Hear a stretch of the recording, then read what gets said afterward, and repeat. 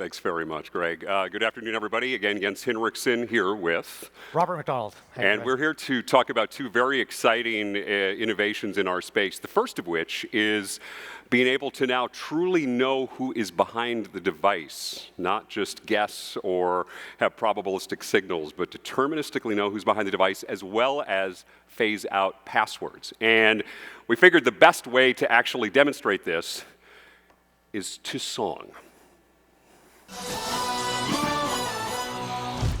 Ladies and gents, this is the moment we've waited for.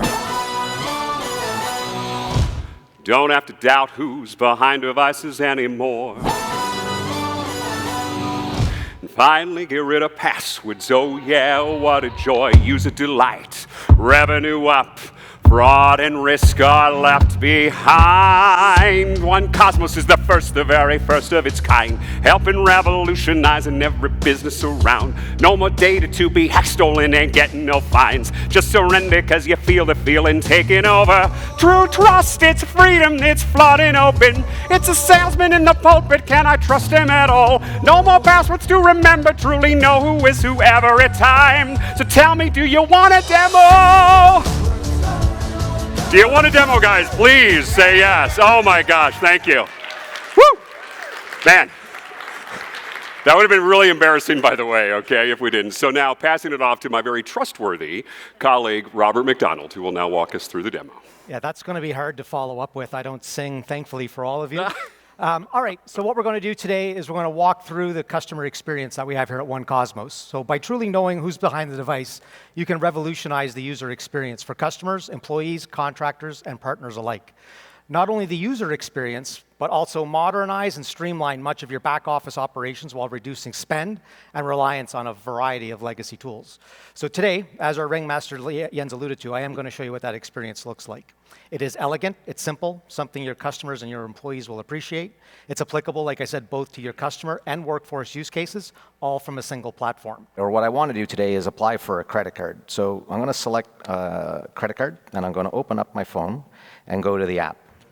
And from here, what I'm going to do is make sure I have my right persona selected. I'm going to scan the QR code. And what that's going to do is it's going to kick off the application process for the credit card.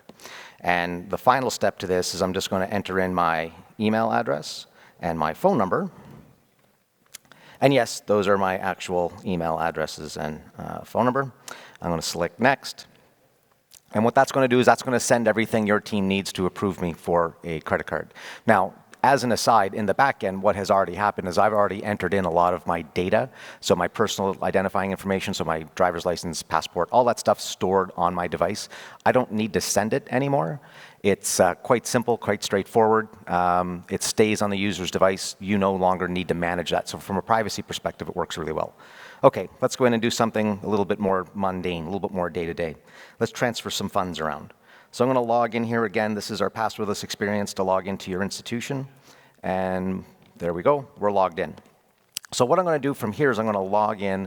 I logged in and I'm going to transfer some money. So as you can see, Jens, the way your bank or the way your institution has it set up, you have different levels of authentication that are required depending upon the risk associated with the transfer.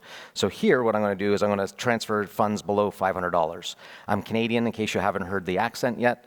Figured out where I'm from. I play hockey to add to that stereotype, and I need to pay for my funds. It's $230, and I'm going to transfer those funds. And I'm going to get a notification here on my phone, I hope. Oh, there we go, yep. And I'm just going to click the approve, and there's nothing more to it than that. I just had to click that green checkbox saying that, yes, I approve that that fund can be transferred. So let's do something with a little bit more risk associated. So we're going to do 700 this time. Jens, I lost a bet. Remember the hockey thing that we were betting on? Again, sticking with the Canadian theme. We'll click transfer funds here. And again, I'm going to get another authentication request. And this time what's going to happen is it's going to ask for the biometric on the device. I use my Face ID, and it approved the transfer. Pretty straightforward. That's something that we're used to doing every time. So let's add something with a little bit more risk. So I'm going to transfer $20,000 this time. And you see there that it's requiring something called live ID. And that's our live biometric. And what it does is it looks at a biometric that I've given at the time of the account opening, and it compares the two of them to make sure they match. So it can only be me. And that's the whole intention here. So let's transfer those funds. I'm going to get another authentication request.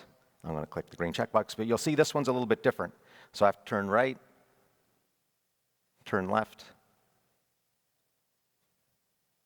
So what it did is it asked for a liveness check. It wanted to make sure that it wasn't a picture, it wasn't a video. It randomizes those requests to turn left, turn right, blink, smile, so you can't kind of record a video and try to mimic what's going on there. So, oh, it's asking me to do it again. I must have hit the wrong button. Sorry.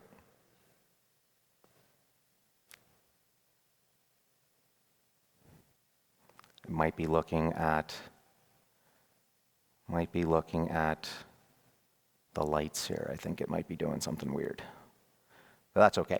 Anyway, so the way that works is with the live ID, it verifies who the user is. And at the end of the day, that's what we're trying to do. We want to make sure that we know who the user is behind the device. So every time they go to authenticate, it can only be them. And with all the things that we're doing in terms of authenticating users, that's what we're trying to get to anyway. We now have a technology that enables you to do that and deliver it in a very seamless way to your users. All right. On that note, Jens? So essentially, look, again, what we're highlighting here, this is groundbreaking, right? This is finally deterministic identity, whether it's an employee, a third party, a contractor, an end user of any organization in the financial space, and the ability to get rid of passwords. You're essentially, driving two fundamental levers of the user experience. So chief digital officers, heads of business, you can reduce limits, you can accelerate new products. Chief information officers can get rid of call center costs with no password resets. There are a number of applicable uses, and I don't think we're going to be able to get the screen up here, but we're all going to spin, so we'll see you tonight. Thanks so much, everybody.